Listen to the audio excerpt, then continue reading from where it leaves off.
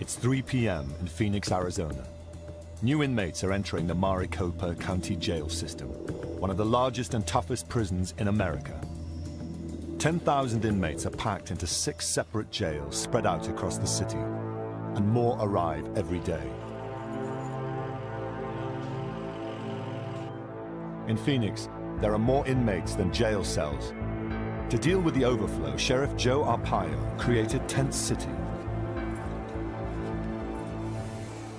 I will always have room. I will go to my grave. Before I let these guys out early, I'll put more tents up from here to Mexico if I have to. So that sends a message. The sheriff will make room no matter what. In the desert near downtown Phoenix, Tent City houses 2,000 inmates in canvas tents. Unlike the county's other jails, where offenders spend most of their time locked in cramped cells, inmates here get plenty of time outdoors.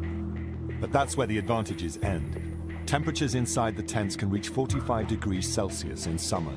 To save money, extras like sugar, salt, pepper, and coffee are banned. Tobacco and porn are also strictly forbidden. And with no bars to control a volatile mix of inmates, officers maintain order with military-like discipline and force.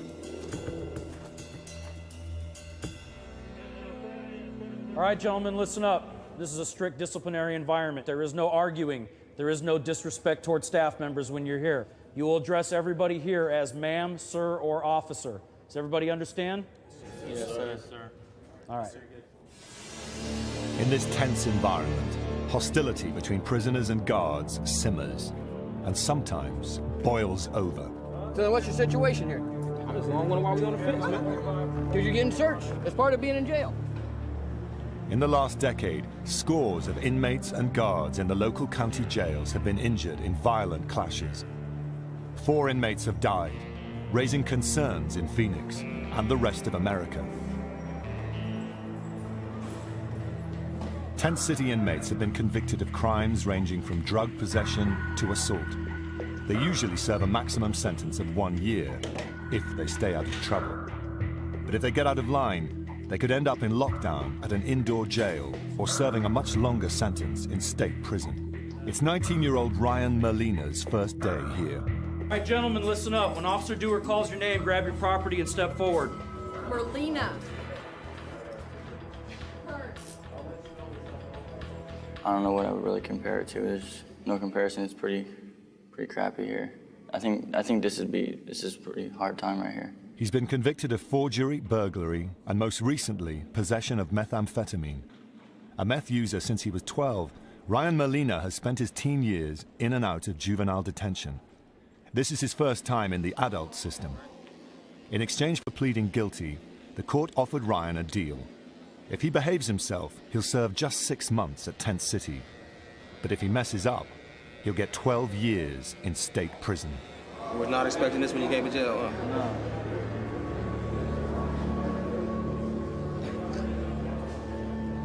This is pretty much my last chance. If I do mess up in here or on the outside, I'm looking at 12 years off the bat. But surviving at Tent City is going to be harder than anything he's ever done. The 19-year-old is surrounded by a range of criminals, from shoplifters to convicted killers. And living conditions are harsh. He gets a bedroll, a sheet, and a bunk in a tent with 21 other prisoners. Welcome to the tent, bro. His main motivation to behave and get out of jail is to see his son, who was born while he awaited sentencing. 2113. I think about my child a lot. I think about what's gonna happen if I don't change my ways. I grew up without a father, and yeah, I wouldn't want that to happen to him. Recently, Ryan's mother and girlfriend cut ties with him because of his drug use. At Tent City, he's also on his own. Veteran jailer Sergeant Mendoza has worked for a decade in Phoenix jails, including 2 years at Tent City. Like his fellow officers, he enforces zero tolerance for rule breakers.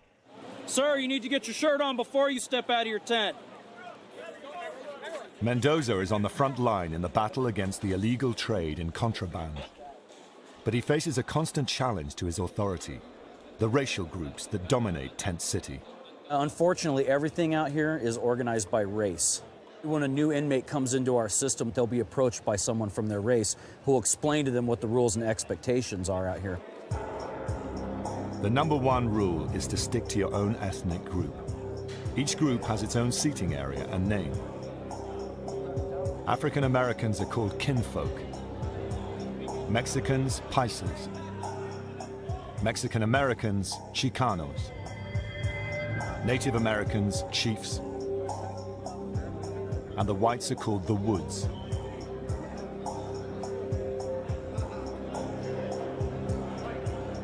The gang leaders claim they provide protection, but officers say their purpose is to control inmates and contraband. Oftentimes, the heads of the races are involved in some of the criminal activity and the contraband smuggling that goes on out here. Unfortunately, as soon as we remove a head from the yard, they're replaced by somebody else right away. So we're constantly trying to find out who they are. They're constantly trying to hide their identity from us, and it's a game that just goes on and on and on forever. For new inmates like Ryan Molina, there may be safety in numbers. But sometimes it's not rival groups fresh faces have to worry about. It's their own. For inmates who break the rules of their race, punishment is swift and painful. For minor infractions like a verbal insult, a chin check or punch in the jaw. For a major offense, like not paying back a debt, smashing, a vicious beating by 3 or more inmates. The influence of racial gangs threatens prison officers' grip on control. They are criminals, and you can't turn your back on them. Right now, when you look out on this yard, everything is quiet, but that could change at a moment's notice. We have had some major disturbances out here in the past. We've actually had an inmate take control of the yard. In 1996, Tent City exploded into violence when all of the racial groups rioted after an officer allegedly shot pepper spray in the face of an inmate. The situation quickly spiraled out of control. Inmates took 8 guards hostage and burned 2 tents to the ground. It took law enforcement 3 hours to regain control of the jail. To deal with rioting inmates, the jail has a heavily armed unit called the Special Response Team, or SRT. Sergeant Irby is in charge of one of 4 SRT squads that make daily raids throughout the jail system. We're called whenever there's a situation in the facility that has gotten out of hand. Be it from multiple inmate fights, we've responded to 20, 30 inmates fighting in a pod. Irby's team of 7 officers responds to everything from brawls to assaults on jail staff. My job is care, custody, and control, and heavy on the control end of it now that I'm a member of SRT. And that's all we intend to do, is to control the situation. If newcomer Ryan Molina gets involved in illegal activity, the Special Response Team will strike. Trouble may find him, whether he wants it or not. At the end of his first day, Ryan Molina returns to his tent. The Woods are waiting for him. They're ready to officially claim him as a member of their group. This is America's toughest jail. Exactly. He meets the white gang leader, called the Head, and the rule enforcer, called the Torpedo. The identities of the highest-ranking members must be kept a secret from detention officers. Being the head of a racial group is against jail rules. You smart off to any of the DOs, your tent's gonna get tossed, your bunkies are gonna get mad at you over it. The DOs have ways of turning us against each other if we mess up. That's their way of punishing us. I mean, they'll make you look like a bad guy and get your tent tossed on you, then it's going to make everybody in your tent mad at you.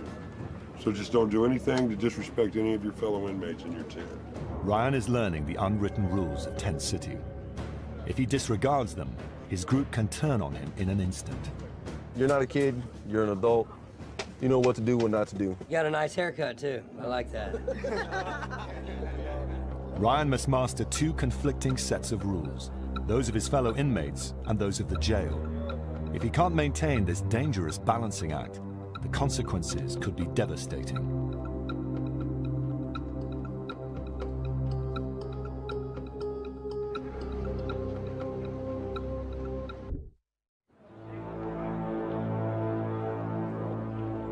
It's 5 a.m. at Tent City in Phoenix, Arizona. House crew, ride and shine. Get to the east gate. An officer wakes up first-time offender Ryan Molina and hustles him out of the tent. Off to work. You're the only one in here. All inmates at Tent City have jobs, and Ryan starts his today. Who? 2113. You're going with that, gentleman. He'll be serving food to inmates at the nearby Towers Jail, just across the parking area from Tent City.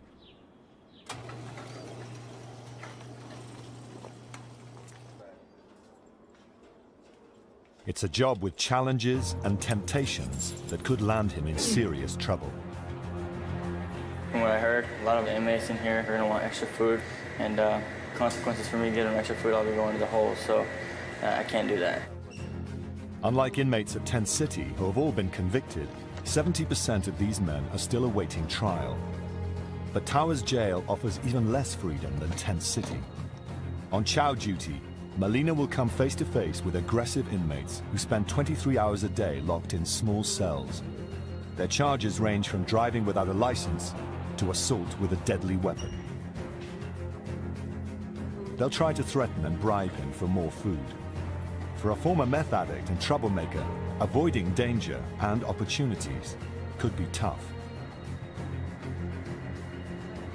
To keep costs down, the jail feeds these inmates only 2 meals a day of surplus food. The sheriff's office publicizes the fact that it spends just 40 cents per inmate per day on food, compared to $1.40 for police dogs. As Ryan gets ready to deliver the budget food, one of his co-workers prepares him for what's about to come. They get 1 meal, 1 bag. That's it. They'll ask you, they'll beg you, they'll cry, and they'll hide their milk, saying they didn't get a milk. Yeah.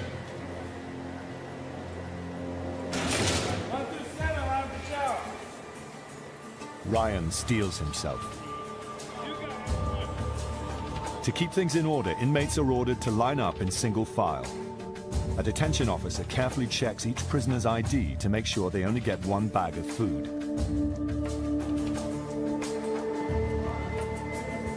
Hey, where you at? What's cell? What's cell? 11. Under the officer's watchful eye, things go smoothly at first.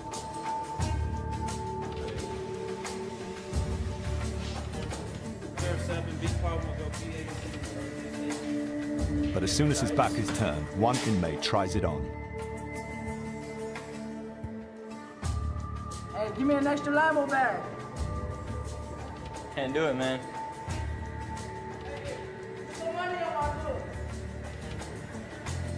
Can't do it, dog. Ryan passes his first test, and things are calm for the moment. But just around the corner, Sergeant Irby and the Special Response Team prepare for a surprise raid. Yes, sir. Don't provoke anybody. It's part of a program of random searches to keep control throughout the county jails. They're on a constant lookout for weapons and contraband that fuel inmate violence over black market tobacco and drugs. Watch your use of force. Okay. Sergeant Irby gives the signal. Go. And the team moves in.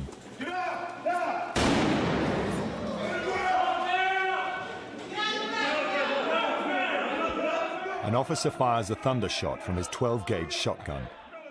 It's a blank round, but it delivers a deafening boom and flash of light that momentarily stuns the inmates into submission.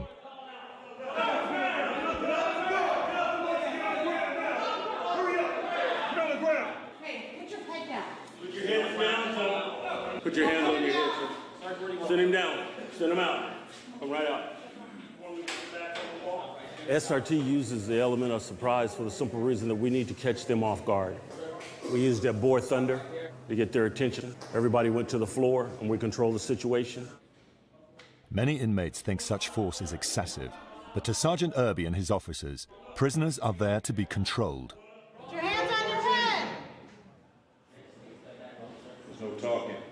SRT is zero tolerance. We're not going to put up with a bunch of talk and a bunch of moving around. We control the situation, and if we can't control the situation, then we'll shut it down. We control it. You move when I tell you to move. You talk to me when I want you to talk to me. You understand what I'm saying? Separate your feet. With the inmates stripped down and under control, The team fans out to search each inmate and each cell for any banned items. They're hunting for tobacco or drugs and the equipment needed to smoke them. We found where they actually had little glass pipes stuck in stuff like this. First glance, it's straight see-through, you don't even notice it. So sometimes it's good to put it up to the light. Officer Spaulding has served with Sergeant Irby for a year and a half. One coming down. 14! Put your hands on your head. Keep your pants on. I don't want to see anything. Take your shirt off. She knows that keeping nearly 100 inmates in line is a dangerous business, and she takes her responsibility seriously. You know, zero tolerance. Sergeant Irby tells us zero tolerance, and that's exactly what we do. Every corner and every object in the cell needs to be carefully checked.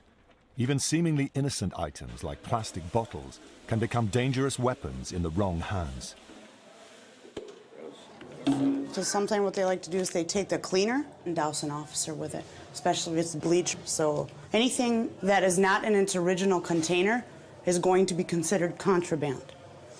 Inmates are constantly finding new ways to make weapons. But what they'll do is they'll take that razor blade and they'll place it in between, and then they'll tighten this up with rubber bands, and they'll use it as a shank.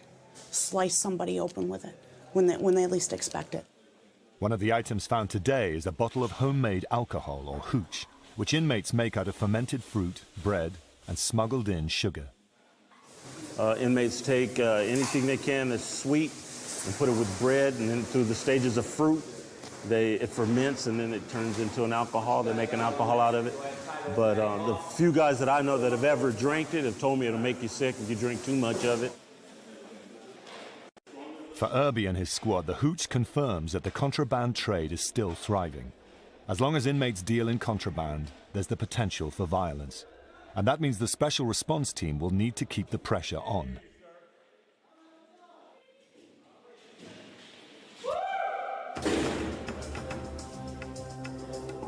Edward Ramirez is used to the raids. This is his fourth stint in county jail for crimes ranging from petty theft to assaulting his estranged wife's boyfriend. Now, he's near the end of a 4-month sentence for violating parole. I've been in and out of the system. I've been in here from cases of aggravated assault, theft of means of transportation, forgery, to selling drugs, carrying concealed weapons. You know, I lived on the streets, and when you live on the streets, there's a lot of things that you do to survive.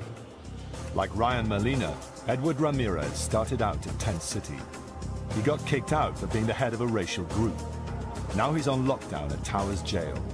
That means sharing this 8-by-10-foot cell with 2 other inmates 23 hours a day. Well, this is locked down. We have 3 inmates in here. Here's our toilet, and in our same room we eat, and the 3 of us also sleep here. It's difficult. You get a lot of mood swings with your cellmates, even though if you guys do get along, because you're just irritated with being locked down, cramped in this small little area. The father of 4 says he had just about given up hope on a future outside of jail. Then, he received a letter from his 11-year-old daughter. Hi, Daddy, I miss you so much. I get sad sometimes, but I know that I have to be strong for the babies, so I cry in my room at night. How long do you have to stay in the hole? You will always be in my heart forever and ever. Hope you get out soon. But there's only one way out of lockdown: the chain gang. Inmates on the chain gang work long hours outside in the desert heat, doing jobs like cleaning up roadside rubbish and digging graves. Many inmates can't take the heat and quit. The jail calls it a last chance program. The inmates call it hell. But the ones who can make it for 30 days on the chain gang can earn a transfer out of lockdown at Towers Jail to the open air at Tent City. With just 4 weeks left on his sentence, Edward Ramirez says his only reason to join is to show he can be a better man. There's just a lot of responsibility that's required being on the chain gang. We gotta be up early, have our beds made, we gotta pick up trash, serve chow to all the other inmates in this facility. But following rules has been hard for him in the past. And if he disobeys orders on the chain gang, it could add years to his sentence.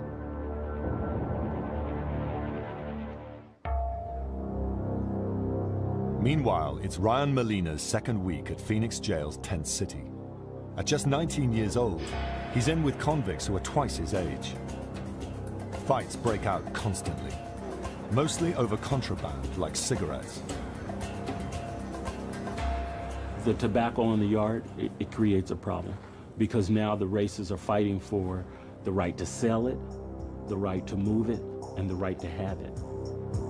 For officers like Sergeant Irby, cracking down on contraband is a daily struggle. At times, only 2 officers patrol the entire yard of 800 inmates. This means there are plenty of ways for enterprising prisoners to bring contraband into the yard. There are hundreds of inmates out there on the yard, but hundreds go to work. They go to work as trustees working out on the grounds. So whatever they see on the ground are fine. They can bring that back. If Ryan Molina plans on being free in 6 months, he'll need to steer clear of the contraband trade. The strategy is pretty much just to lay low and keep to myself. I mean, there's a few people that I talk to, but pretty much not get in debt with anybody and just get through my time as quick as possible. But that won't be easy. He now spends all his time with a white racial group called the Woods. The group provides him with protection, and in the open spaces of Tent City with no place to hide, he needs all the protection he can get. But being accepted by the whites-only Woods gang is a double-edged sword. Several members of the Woods are active contraband dealers, and they have ways of drawing new recruits into the trade. Today, another inmate called Tripod invites Molina to join in a game of cards. Inmates usually gamble for fun, but sometimes for contraband. If young Ryan ends up in debt, he may have to pay up by performing a risky service for other inmates, like smuggling black market goods. What starts as a friendly game turns tense when the newcomer starts losing. I think he switched the books up though, dog. Because there was that book right there. It was that book right there, though, dog. I know. How am I supposed to know which one's first? How am I supposed to know? Because that's the whole thing. Nobody says spades is a clean game. When there's items on the table, I'm all about winning. But Ryan doesn't realize that Tripod is being closely watched by detention officers.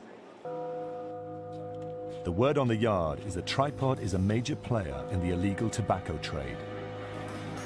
What tent you live in, sir? Yeah, so you were in the wrong yard, weren't you? Yes, sir. Okay, so you're in the wrong yards. Why don't you go ahead and jump up on the fence over there? Look at Tripod. What's up, Tripod? What you do, Tripod? See what else you got on you. Officers search him at every opportunity. Anything else No, you need sir. to know about? No, What's sir.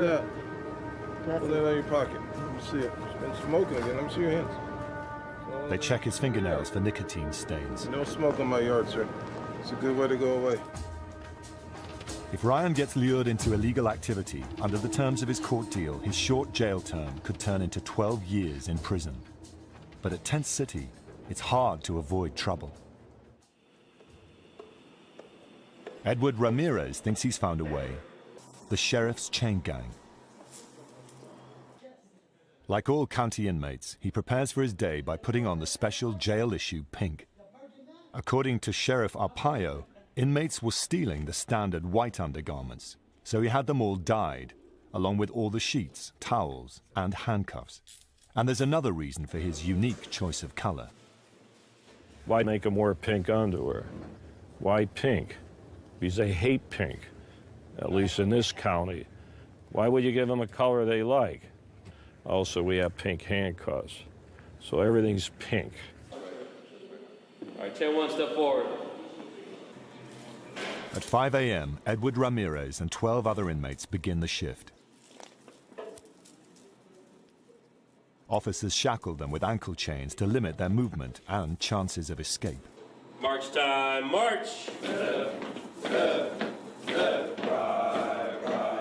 Inmates on the chain gang have to learn 4 different chants. They're supposed to help them keep in step and build morale. Remember, always go left every time. Now I'm doing 30! Now I'm doing 30! Cause I'm doing 30! Cause I'm doing 30! Gotta get my life straight! Gotta get my life straight! Forward, back, and intake! Forward, back, and intake! For the next 8 hours, they'll work in the searing desert heat.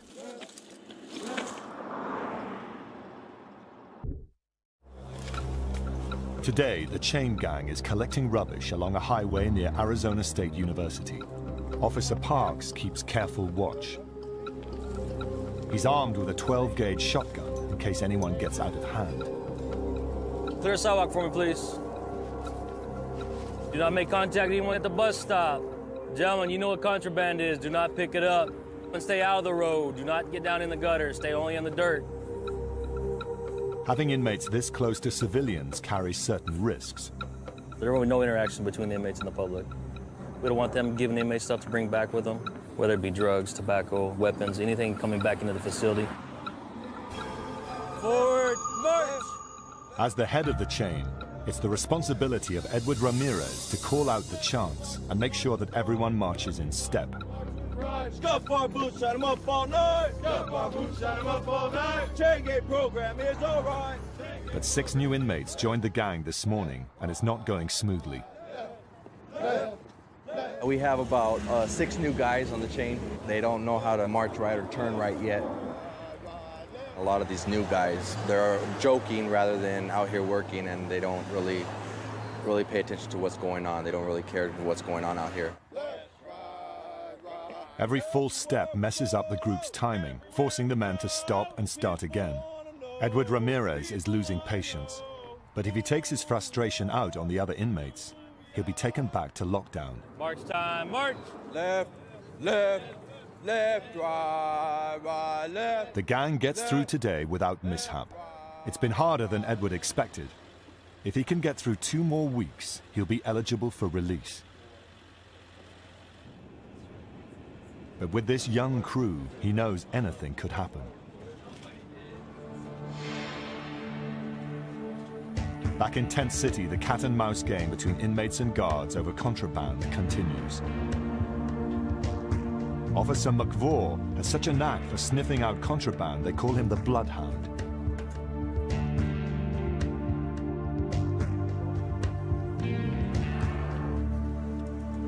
In the open environment of Tent City, tobacco could be anywhere. Today, he is training a rookie, Officer Cox. He takes the newcomer with him on his daily rounds. Suddenly, Bloodhound McVaugh smells smoke coming from one of the tents. He ducks inside and confronts the inmates. Everybody outside, grab fence, let's go.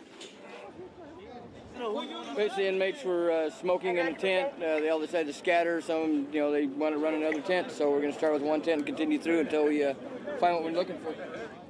The officers raid the tents. They'll confiscate any contraband they find. This is all stuff that they can't have. They've taken the soap and altered it to make dominoes. So I will end up taking all of these with me. For the inmates, raids are unwelcome intrusions, and they're not happy. This happens every day, every single day. You could be in your tent, reading the Bible. Your Bible get tossed out, point blank. If I'm gonna be on film, I'm gonna tell the truth. This is calamity. So you trying to call me a liar? No, I'm not trying to call you a liar. Everybody else out here in the church until I find them. But Officer McVaugh knows someone's hiding tobacco, and he's determined to find it. They'll tear open the mattress and they'll hide, they can put a pouch of tobacco in there, lighter. After combing through the first 2 tents, they find nothing. But Bloodhound McVaugh isn't done yet. And 19-year-old Ryan Molina's tent is next.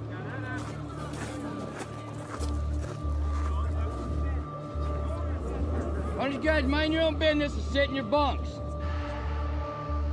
Now Ryan, Tripod, and the other inmates have to wait, while their tent is taken apart and thoroughly searched. At 7:30 in the morning, they tell me to wake up so they can toss all my stuff.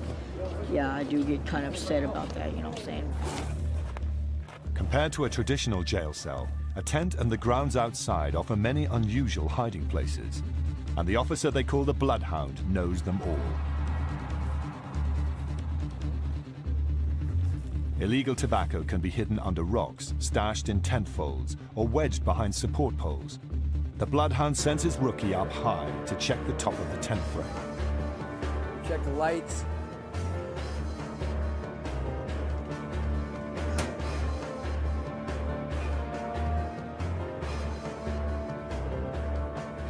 He finds something. McVaugh. On top of the light fitting, there's a small plastic pouch. unexpected catch.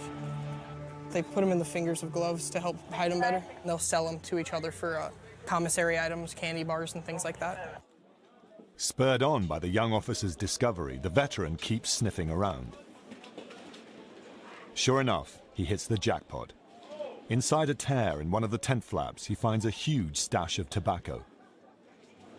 Fair amount of tobacco found in the tent. Inmates have been rolling. If Officer McVaugh can work out who put it there, they'll be thrown in the hole. That means 23-hour-a-day lockdown for 30 days.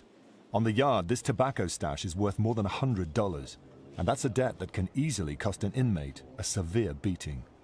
If Ryan Molina or his new friend Tripod are involved, they could find themselves in deep trouble with the others in the Woods gang. Anytime you find something of this nature in a tent, you're going to start watching that tent a little closer. If an inmate is caught with, it loses this amount of tobacco, unless it's their tobacco, that they brought in, they owe somebody. They're going to be nervous walking around the yard trying to figure out what's going to happen to them, or they're going to have to owe for it, if they're going to get, smacked for it. It's hard to tell. If I was him, I'd be very nervous. Ryan's tent will be under close scrutiny for days to come. And it's becoming clear that the fellow inmates he relies on for protection may also be the ones most likely to get him a 12-year stretch in a state prison. It's tobacco one day, shanks the next day, marijuana, methamphetamine. They'll just progressively get worse and worse if they see that we're not out here trying. Officer McVaugh and his men will alert the jail's intelligence unit and the special response team. They'll keep the pressure up until they find the culprits. And when they do, the dreaded SRT stands ready to strike.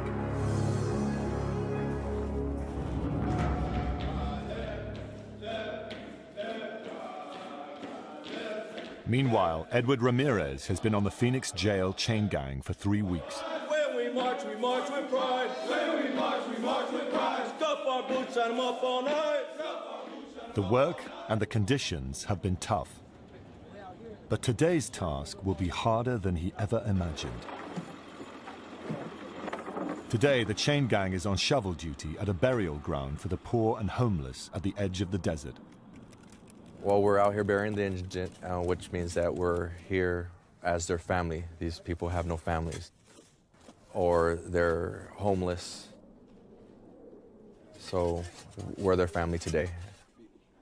The inmates unload the coffins from a transport van and take them to the graves.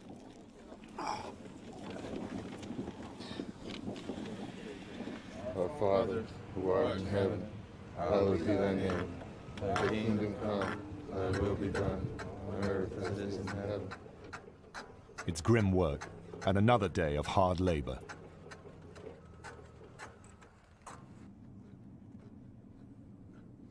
And the next burial catches Ramirez off guard. The deceased is a baby abandoned by its parents.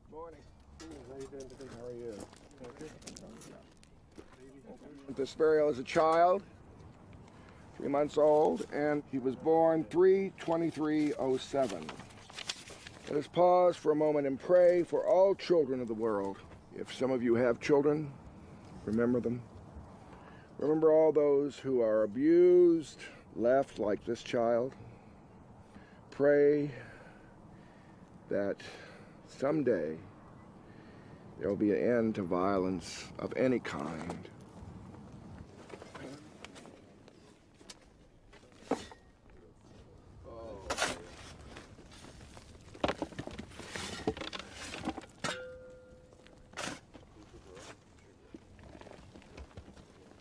Amazing grace, how sweet the sound that saved a wretch like me. It kind of touched us all, having to bury a child this morning. So it was pretty difficult, pretty emotional for that. I have 4 small children, ranging from 11 to 4 years old, so yeah, it hit me personally.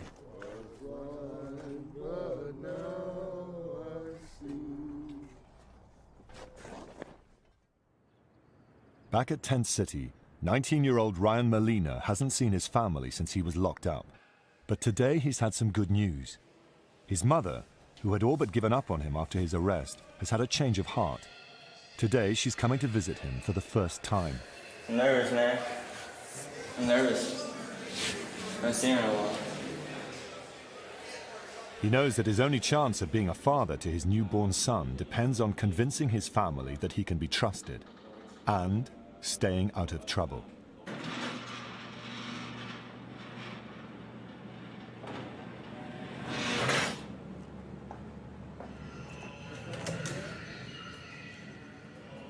Hey,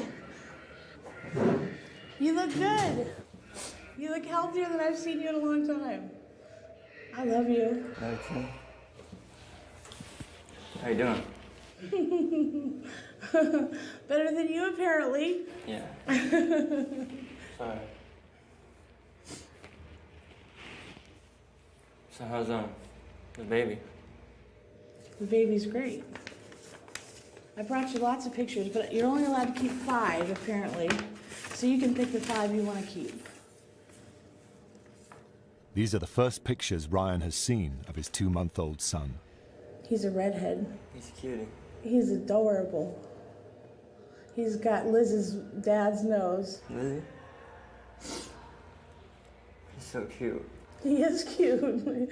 He's almost as cute as you were. The pictures are a vivid reminder to Ryan that he needs to change.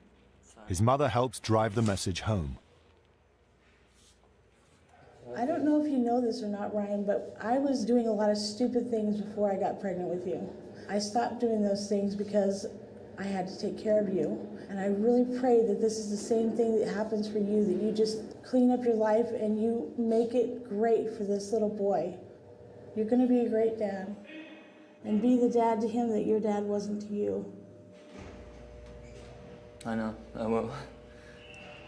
Speaking of my dad, have you talked to him or anything? No? I don't even know if he knows you're here. Ryan, I love you, and I'm sorry I didn't protect you better when you were a little kid, and that you went through all the crap you went through, and that you're in this situation now. No, that's not your fault, Mom. I love you.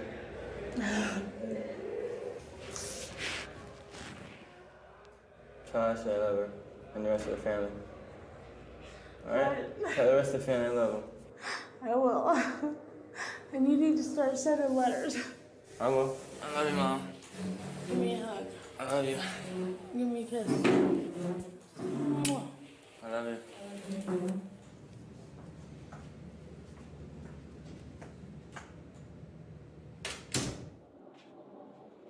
Ryan returns to his tent, determined to serve his time quickly and get home to his son. But even if he decides to change his habits and friendships to steer clear of trouble, events are already in motion that could land him in lockdown. Working on a tip-off, 2 undercover officers with the jail's intelligence unit have just discovered a huge stash of tobacco hidden in a skip at the edge of Tent City. They think the stash belongs to 2 inmates in the whites-only Woods gang.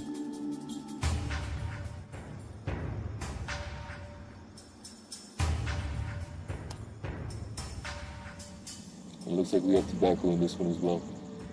Each pouch would be equivalent to $20, $25, pretty much like having a Cadillac in there. For the intelligence unit, it's a significant result, one that could break the back of the Woods contraband ring. The next day, in a meeting room adjacent to the tents, the intelligence unit briefs Sergeant Irby and the special response team. They show him photos of the suspects, including the Woods. All white prisoners will be searched. Anyone caught with tobacco will be hit with 23-hour lockdown. These 4 individuals are bringing in contraband on the yard. I've handed my officers the individuals that we need to extract. They know that that's who they're in charge of extracting. Make sure that we get them off the yard immediately. Once they've identified and pulled the individuals that are to be extracted, Officers Chavez and Deathrage will be responsible for rolling up their property. We're gonna ID, pull them, strip them down to their boxers and their sandals, all right? Let's do this. Armed with 12-gauge shotguns and pepper spray, the special response team moves out to confront the group. Hit that tent.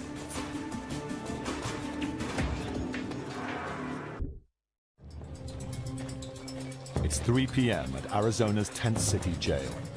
Sergeant Irby and the special response team hit the first suspected tent to search for illegal tobacco. Hands on your head right now. The inmates are caught off guard.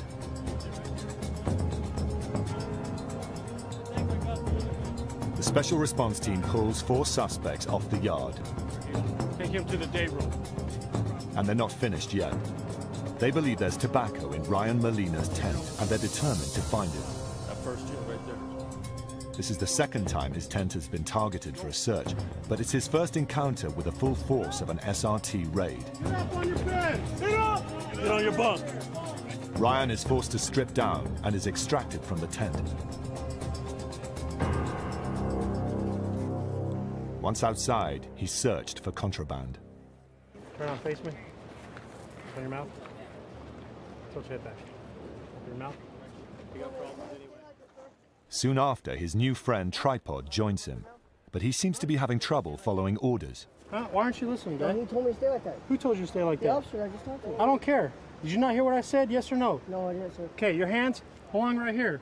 Unless you're told to do so by me. Do you understand me? Yes, I understand. You copy me? Yeah, I got you. Yes, sure, by the way. Yes, sir. You're gonna keep your hands on your head. You're gonna stay in a single file line. You're going to the day room to sit down. All right, go ahead and go. With the tents cleared, the search continues.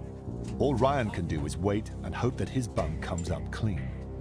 His future depends on it.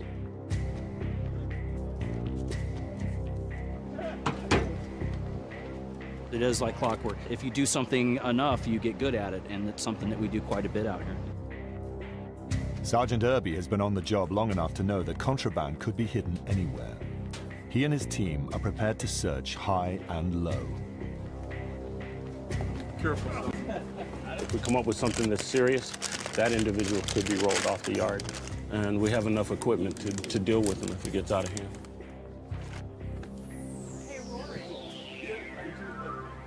Take that pencil and poke it and let it dump on the ground. Yes, ma'am.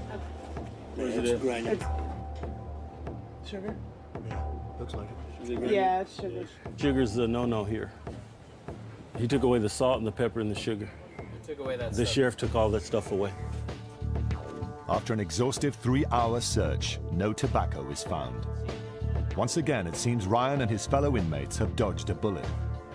But there's one thing both the inmates and officers can count on. This raid won't be the last. They saw the force that came today to look for that contraband.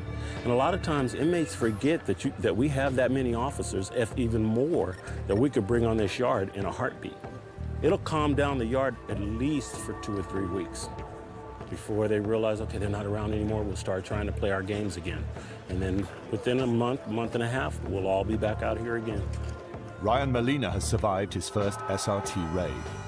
If he can avoid trouble for the next 90 days, he'll leave Tent City and begin a 2-month drug rehab program. I learned that you really don't have any control over what you do, and SRT and come in here, do what they want, random searches, whatever. My strategies, and just listen to the DOs, do what they say, cooperate with them, follow the rules, keep to myself, don't get in any fights, try and stay out of trouble as much as I can. I do look forward to getting out of here soon.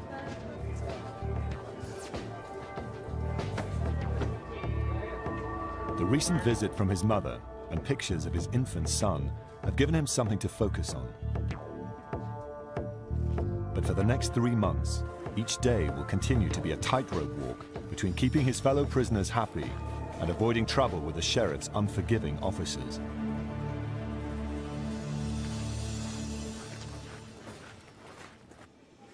For Edward Ramirez, the dangers of prison life are over for now.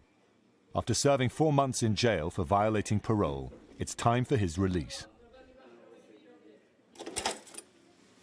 Ramirez, step out. Date you were arrested?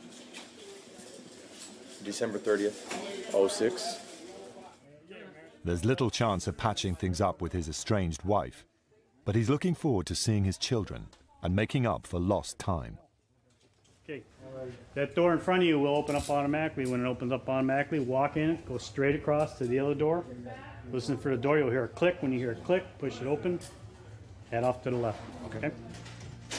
He's told his entire family that he's getting out of jail this morning. He doesn't expect his wife to show up, but he hopes his parents will be waiting for him when he steps outside.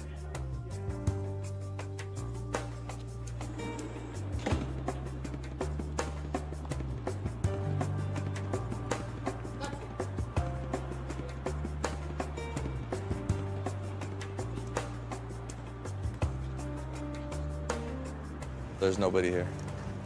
I miss my family a lot, and I don't know if I'm be able to get them back, but my kids will always be there for me. So it has a lot to do with me changing, making up my mind to change. It's a little too late, but it's better late than never.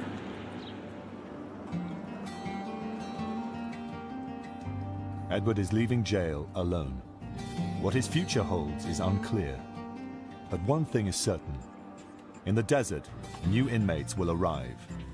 The officers will try to keep them in line, and the battle for control and authority will continue in a place called Tent City.